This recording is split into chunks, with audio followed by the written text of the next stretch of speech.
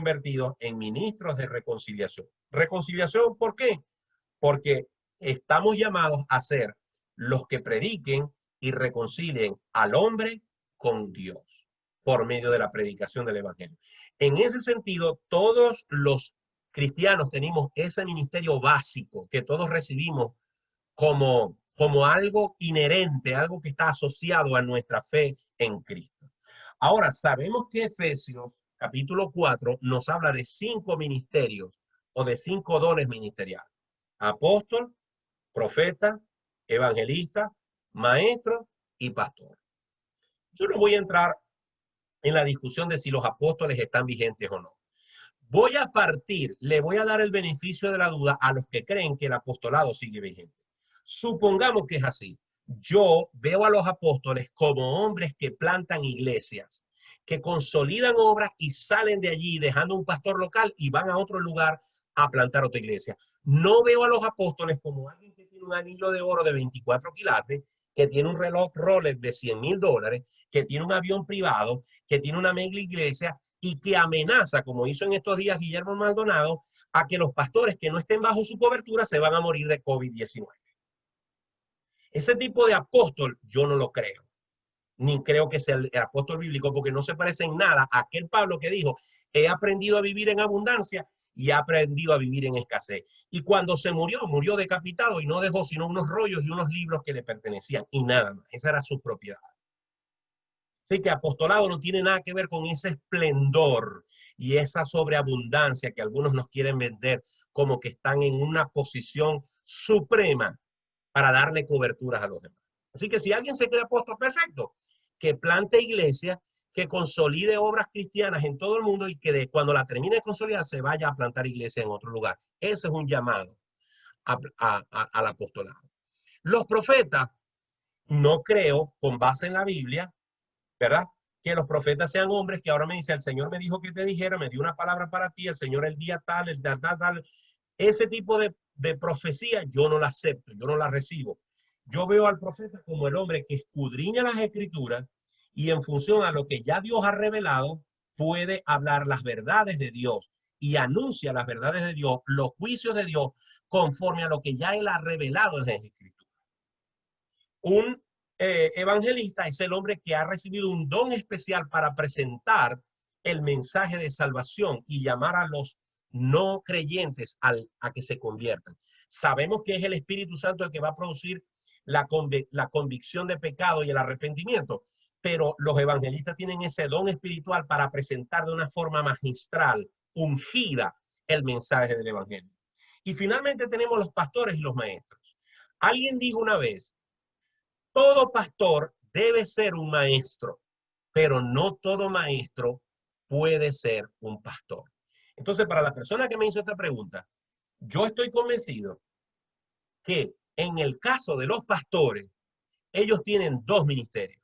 Son pastores porque tienen el don de poder cuidar al cuerpo de Cristo, y no se trata de predicar solamente, sino de estar pendiente de las ovejas de lunes a domingo, de estar presto para poder traer consuelo, para poder traer ministración, para poder traer una palabra de ánimo a aquellos que están heridos o dolidos, que pueden visitar, que pueden atender al rebaño, que no tratan de abarcar más de lo que pueden atender. Pero al mismo tiempo, un pastor debe saber exponer la palabra, debe saber alimentar a su grey, debe tener el don de poder estudiar y expresar e instruir y hacer discípulos. Así que en ese sentido es casi seguro que un pastor al mismo tiempo será también un maestro. Así que desde ese punto de vista no veo problema en que un cristiano pueda tener uno o dos o hasta más dones ministeriales. Otra pregunta. Alguien preguntó: ¿cuáles principios o hábitos debo tener yo como cristiano? Wow. Esa es una lista bien larga. Y básicamente quiero decir dos cosas. Una cosa son los principios y otra cosa son... Disculpa, ¿cuál es la pregunta? Sí, la pregunta fue esta. ¿Cuáles principios o hábitos debo tener yo como cristiano o cristiana? Bueno, Principios es una cosa y hábitos es otra. Principios serían los fundamentos de mi fe. Los hábitos son la forma en la que yo vivo mi vida cristiana día a día. Algunos fundamentos o principios de un cristiano, por supuesto, el primero es reconocer a Jesucristo como su Señor y Salvador, reconocer que es salvo y que tiene vida eterna y que ha nacido de nuevo por la gracia y misericordia de Dios. Eso es fundamental, ese es el piso, esa es la base donde radica la fe cristiana. Y por supuesto, reconocer la Biblia como la única fuente de fe y doctrina, aceptar las verdades contenidas en la Escritura por medio de la fe y ajustarse a ellas, aunque la razón humana no coincida con ella, administrar los dones espirituales y los talentos que Dios le ha dado para la gloria de Dios, cuidar su testimonio público y privado, contribuir de todas las maneras posibles con la predicación del evangelio y sujetarse a las leyes terrenales y autoridades siempre y cuando éstas no riñan con los mandamientos y enseñanzas de la palabra de Dios. Esos son principios que un cristiano debe seguir. Ahora, hábitos.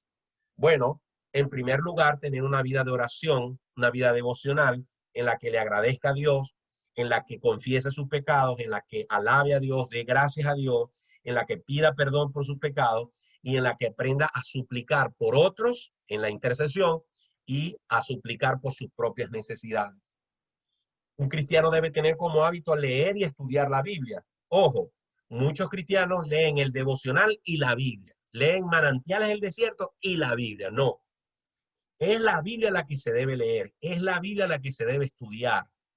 El devocional no es con el Manantial del Desierto. Puede leer Manantiales del Desierto, pero eso es un anexo. Usted puede leer cualquier otro libro o reflexión, pero no se confíe, no se conforme con lo que dijo el pastor fulano o con el exégeta fulano o con el apóstol fulano. Lea su Biblia y saque usted sus propias conclusiones.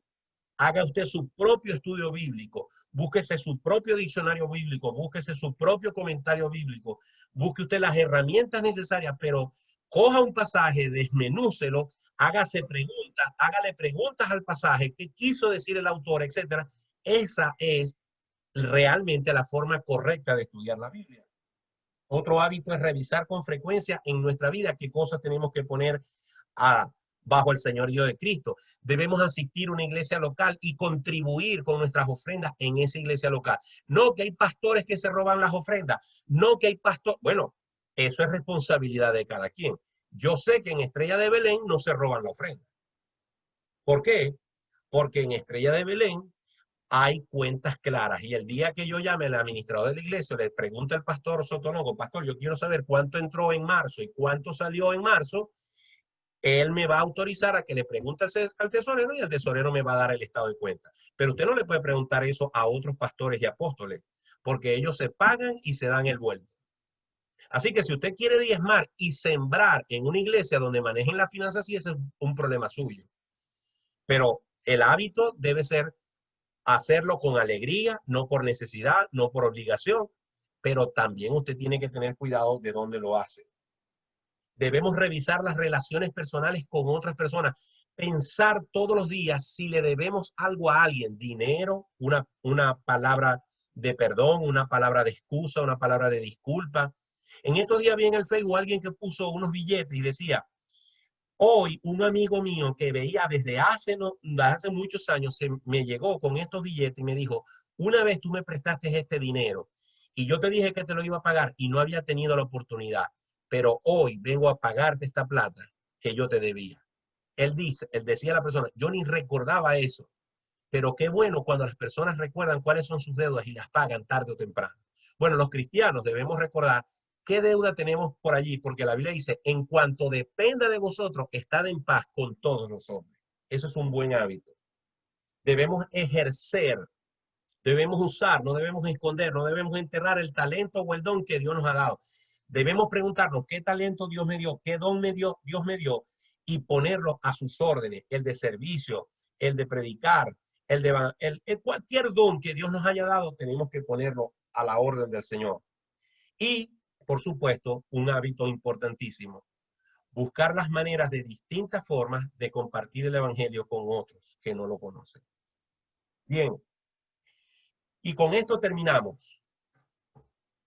Esta persona me hizo una pregunta que dice, según la parábola del sembrador, debemos entender que aquellos que recibimos la palabra somos transformados en un 30, un 60 y un 100%. Repito la pregunta. Según la parábola del sembrador, debemos entender que aquellos que recibimos la palabra somos transformados en un 60, en un 30, en un 60 y un 100%. Bien, la respuesta es no. Una cosa es ser regenerados y otra cosa significa ser transformados. Me explico. Cuando nosotros leemos la parábola del sembrador y no tenemos tiempo para analizarla, pero sí para decir rápidamente y recordarle que la parábola del sembrador, cuando Jesús la está dando, está tratando de mostrar cómo actúa la palabra de Dios, el evangelio, en el mundo, en los distintos escenarios de los distintos tipos de corazones que hay en el mundo. Y se nos presentan tres primeros terrenos en los cuales, aunque la Biblia tiene un efecto diferente, el Evangelio tiene un efecto diferente, la semilla tiene un efecto diferente, al final siempre el fin es el mismo. El mensaje no produjo fruto. En el primer caso, el terreno era muy duro y las aves se llevaron la semilla. En el segundo, no había suficiente profundidad y no había raíz, y vino el sol y el calor y quemó la planta y no hubo fruto. Y en el otro, los abrojos y los espinos ahogaron a la planta y la ahogaron. Y todos estos tres terrenos representan al inconverso, que es indiferente a la palabra, aquel que no se alegra y se contenta con el evangelio, pero no profundiza. El otro que entendió el evangelio, pero los problemas y las dificultades en el mundo, las tentaciones, lo ahogan y termina decantándose por no creer, por no aceptar, por no estar convencido del evangelio. Pero el terreno, o el buen terreno donde la semilla cayó y produjo fruto, cuando dice que lo produjo al 30, al 60 y al 100%, no está hablando de regeneraciones parciales. No es que alguien fue regenerado un 30% y un 70% sigue siendo un impío. No quiere decir que alguien fue regenerado un 60% y un 40% de él sigue siendo un impío. Y no quiere decir que alguien fue regenerado 100% y ese sí es un perfecto santo delante de Dios. No, eso no es lo que quiere decir.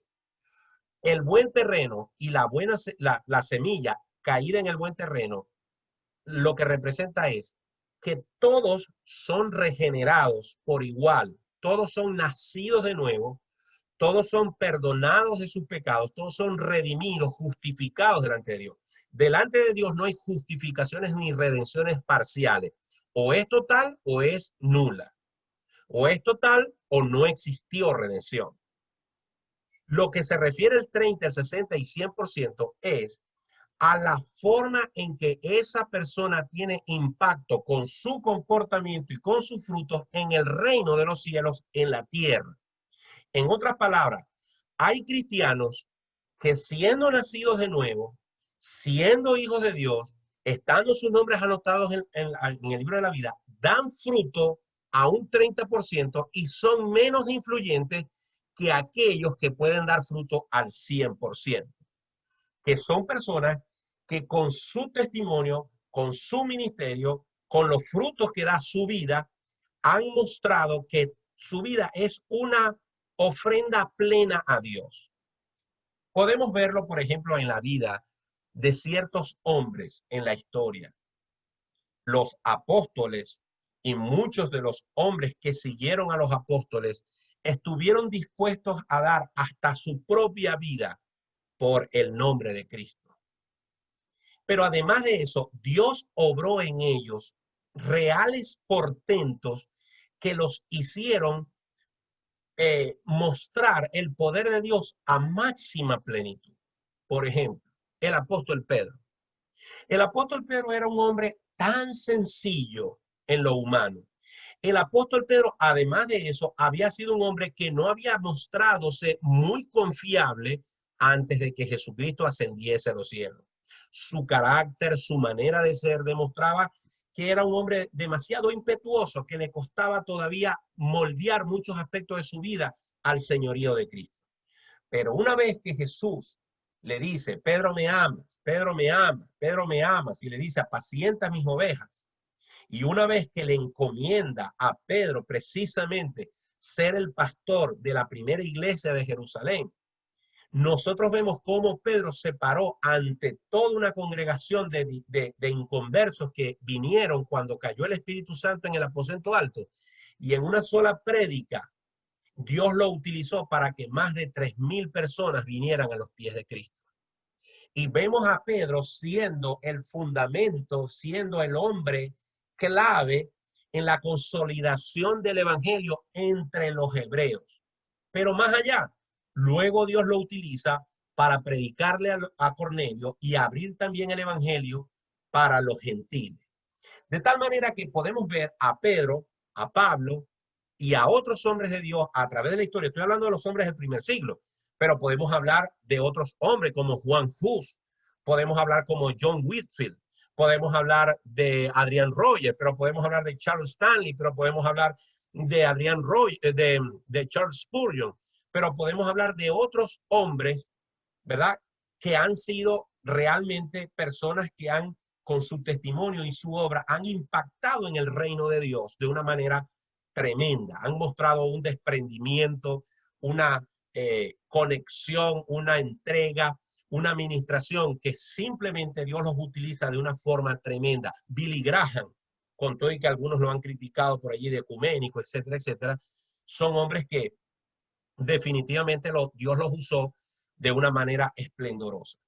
Mientras que vemos otros cristianos que pudiéramos estar, ¿verdad?, comparados con esos hombres o con esas mujeres en un nivel intermedio o a veces incluso hasta un nivel básico. De hecho, creo que en la iglesia la mayoría de los cristianos somos tarifa básica. Somos personas que nos conformamos con haber creído, con tener una relación personal con Cristo muy sencilla, pero poco comprometida, y somos de muy poca influencia. Miramos hacia atrás y no hay mucha gente que nos sigue. Podemos estar seguros de nuestra salvación, podemos estar seguros de que somos hijos de Dios y podemos disfrutar del gozo de la salvación, pero miramos hacia atrás y quizás no haya muchas personas que nos están siguiendo o que puedan decir, yo conocí el evangelio a través de fulano o a través de sultano. Entonces, el 30, el 60 y el 100% tiene que ver más con el impacto que ese cristiano puede causar en relación con sus frutos y cómo se deja usar por Dios. No podemos entender con absoluta claridad esto, sino por medio de un estudio más profundo de la Biblia, pero lo que es importante es que no se llegue a creer o a pensar que esto del 30, el 60 y el 100% tiene que ver con conversiones parciales o a medias. No, todos los hijos, todos los creyentes han sido nacidos de nuevo, son regenerados, tienen vida eterna, sus nombres han sido anotados en el libro de la vida, pero el 30, el 60 y el 100% se refiere a cómo esa persona se desenvuelve en la vida cristiana. Quisiera saber, con esto ya terminamos el material de hoy, quisiera saber si sobre este particular, esta pregunta o esto que yo acabo de explicar, o sobre cualquier otro tema o cualquier otra pregunta, hay algo que agregar. A ver, Yasmina, adelante. Y un poco comentar lo de la pregunta del potencial cristiano. Perdón, y después va Mariela. Adelante, Yasmina. Alguien hizo una pregunta sobre el potencial cristiano. Sí. Te la repito rapidito por si acaso para que sepas cuál fue la pregunta. Dame un segundito aquí para buscarla. Dame un segundito. ¿Cuál es el potencial que debo desarrollar en mi vida como creyente en Cristo y cómo puedo lograrlo? Tomando en cuenta que mi vida cristiana nunca va a llegar a estar al nivel que Dios exige y sabiendo que Él me justifica por medio de Cristo. Bueno, el Señor en Hechos 1:8, que el poder lo recibimos cuando el Espíritu Santo desciende sobre nosotros, ¿verdad? Ahí ya tenemos el poder. Según 2 Corintios 4:7, ese poder es depositado en vasos de barro para que la excelencia de ese poder sea de Dios, ¿verdad? Entonces yo creo que en la medida en que nosotros nos entreguemos a la voluntad de Dios, conducidos bajo el Espíritu Santo, el mismo Espíritu nos va a guiar al potencial que quiere desarrollar para los propósitos eternos del reino de Dios. Sin duda. ¿Verdad? Porque siento esa pregunta como muy personalizada, como muy muy apartada bueno, dice el Señor, separado de mí, nada podréis hacer. Así es. Entonces, el potencial lo tenemos en Cristo. Y en la medida que nosotros vivamos conectados con Cristo, ese potencial cristiano se va a desarrollar en base a los propósitos eternos del reino de Dios. Donde Él más nos necesita, ahí nos va a plantar y nos va a desarrollar. Amén. Siempre y cuando nos mantengamos conectados. Amén. Excelente, excelente, Yasmina, gracias. ¿Alguien más, Mariela? No se oye, Mariela, no se oye. No se oye. Y no está en mute, no está en mute. Ahora sí, a ver. Ahora sí. ¿Me escucha? Sí, ahora sí. Porque tengo un parlante enchufado, ya sabemos. Ok. Estamos hablando de los 30, 60 y 90 y 100%, ¿no? Me vino a la memoria varios artistas que después de estar en el mundo son cristianos y le hacen CDs completicos a Dios. Y hay algunos que siguen siendo cristianos, pero tienen, o sea,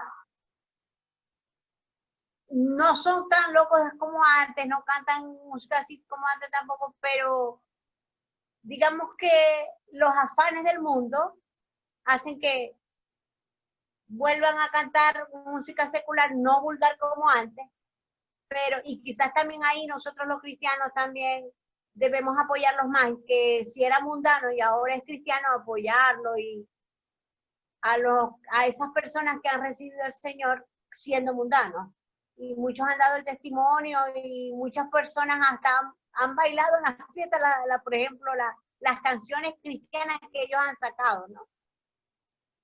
Entonces me vino a memoria eso, ¿no? Que los afanes del mundo los han otra vez vuelto, no como antes, pero pudieron haber continuado y producido frutos, ¿no?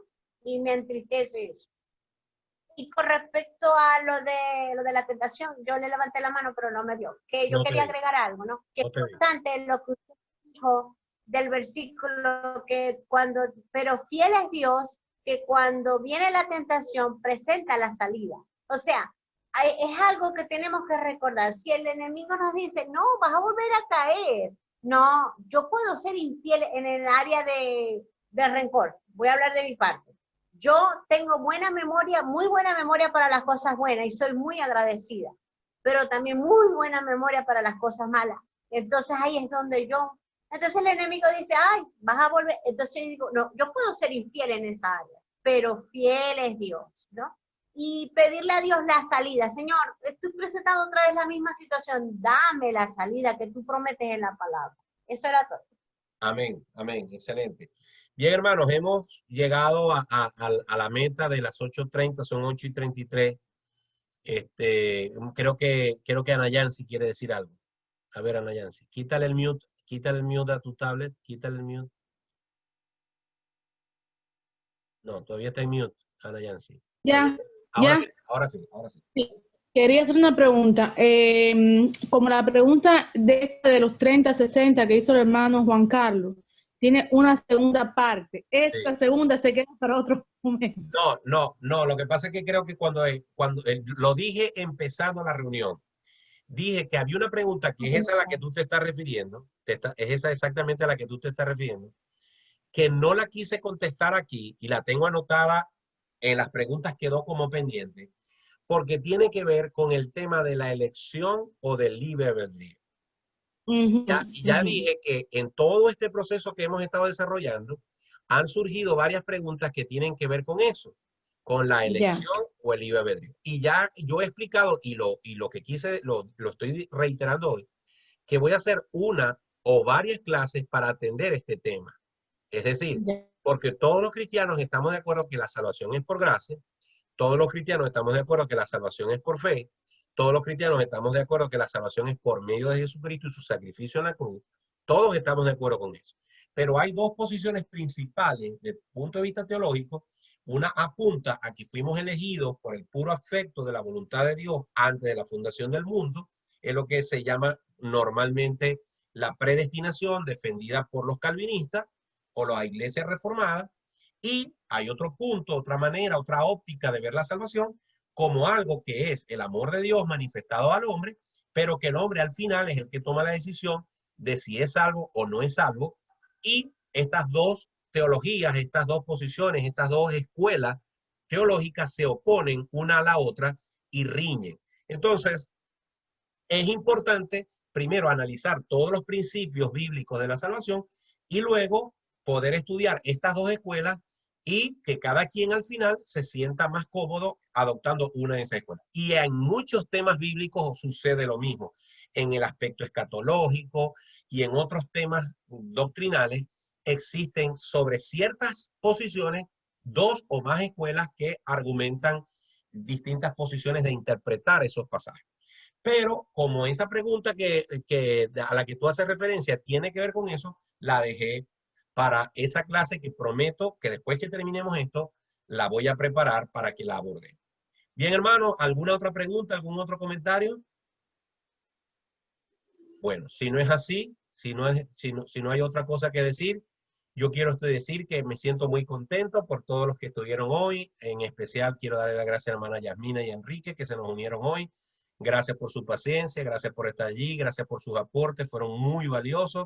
Me alegra que Néstor a última hora no, hace un buen rato se pudo unir. Maró, a pesar de todos los problemas, persistió y ahí ha estado. Y le doy gracias a Dios por eso y me siento muy contento. Bueno, lamento que otros, por razones de quizás de luz y ese tipo de cosas, se tuvieron que salir. Dime. La señora Indira también estuvo con... Sí, Indira, perdón. Cuando dije Maroa, me refería que ahí está mi amiga Indira, mi hermana Indira también. Gracias por estar allí. Y bueno, quería pedirle a Enrique, si nos quiere despedir en oración, por favor. Abre tu micrófono. Amén. Okay. Amén, sí. Bueno, gracias a Dios que tuvimos este momento y que como podamos tener muchos más.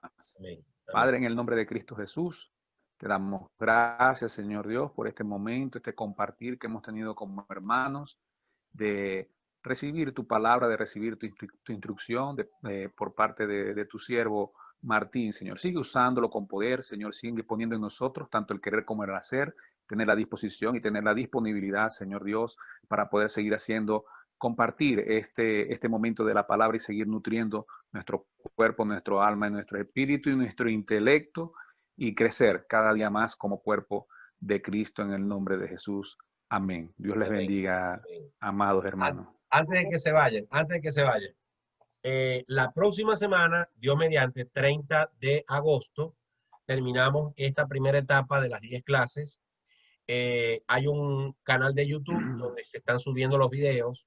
Este material, ¿verdad? Lo van a recibir en PDF en sus WhatsApp o en sus Messenger para los que no están en el grupo de WhatsApp. Yo les ruego a todos que lo revisen y quien tenga a bien hacerme alguna corrección, alguna añadidura, alguna crítica, algún comentario. Crítica no significa nada malo. Crítica es simplemente decir, mira, esto me pareció que está bien y esto me pareció que está mal. Y deberías de corregirlo, o mi opinión es que yo me sentiría honrado si ustedes cogen un bolígrafo y después me pasan un captura, me pasan los comentarios. Para mí eso es valioso porque yo también estoy aprendiendo con ustedes. Entonces, hoy mismo, ahora más tarde, les envío el PDF y con respecto al video, lo voy a subir en mi canal de YouTube mañana o como siempre entre lunes y martes, porque después que termine esta reunión, hay que codificar este video, dividirlo, etcétera, y pasarlo a YouTube y todo eso se lleva un rato. Así que simplemente quería decirles que muchísimas gracias por haber estado allí y que el Señor les bendiga ricamente y que tengan una buena noche y una feliz fin de semana. O una feliz semana. Amén, pastor. Feliz noche. Bueno, Ana Yancy, ya nos estamos yendo. Dios te bendiga. Ya. Saludos a Bueno. los niños. Saludos Está a bien. todos. Chao. Chao, pastor. Chao a todos. Gracias Feliz por- noche.